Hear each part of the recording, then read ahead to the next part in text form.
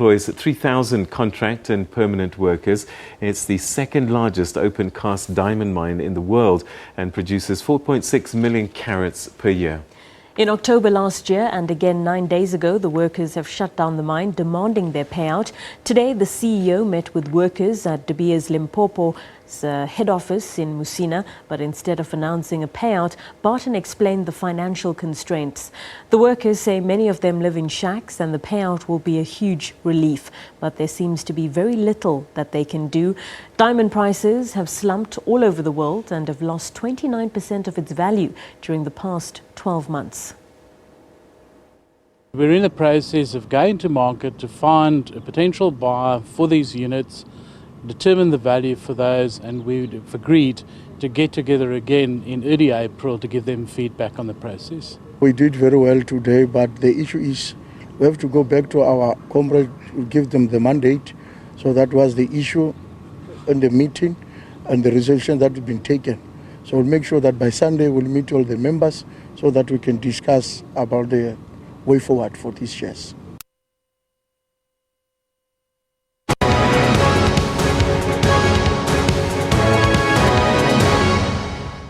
Well, let's take a look at some business stories now, and starting with the biggest one of the day. And of course, that was Finance Minister Pravin Gordhan, who shortly after his budget speech, we managed to catch up with him and spoke to him about going against market speculations by not raising personal income tax, amongst other things. We started by asking him how government plans to reduce the budget deficit to 2.4% in the 2018-2019 fiscal year. The technique we use this year is a technique we'll use over the next 2 years, which is that if we don't grow better and if we don't produce better revenue, then you actually cut on the expenditure side and you raise some taxes on the revenue side.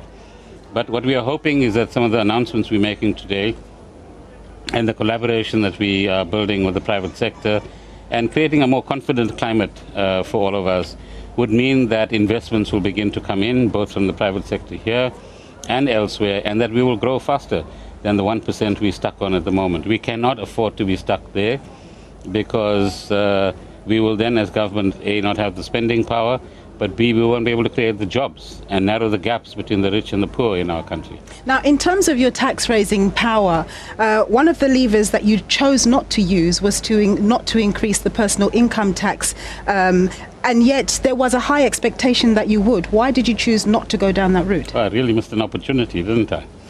But I think our approach at this stage is to use the fiscal drag mechanism. So effectively it means that some people are paying more, and in a more indirect way, by only putting in 5.5 billion rands. And secondly, we've still got 2 more years, which could become more difficult, or could be the same as this fiscal year that we are going into, and might require those tools to be used in future years. So I think people in those categories should be pleased that they have another year of breathing space. But I hope that we will grow better so that we don't have to punish any particular sector.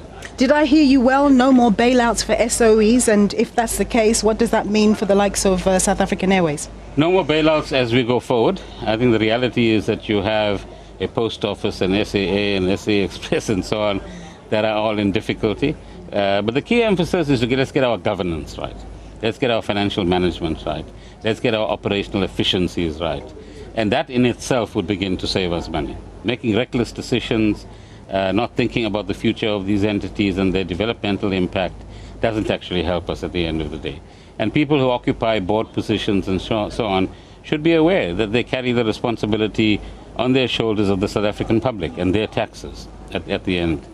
So I think this is a direction that we are setting as government. It's a clear message that the management in these entities needs to do better.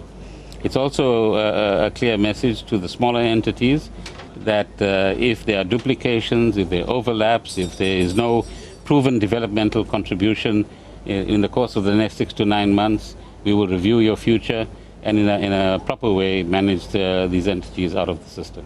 Now, a very topical and also emotional issue has been the whole issue around fees must fall.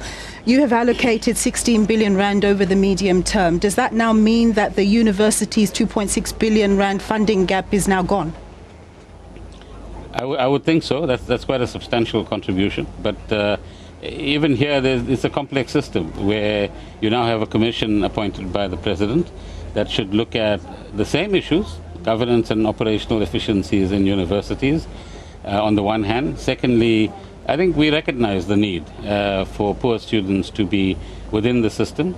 And as you can see, we've had to do major reprioritization, take money from other programs to firstly, in a sense, fund the 0% increase. Secondly, look at the NSFAS issues.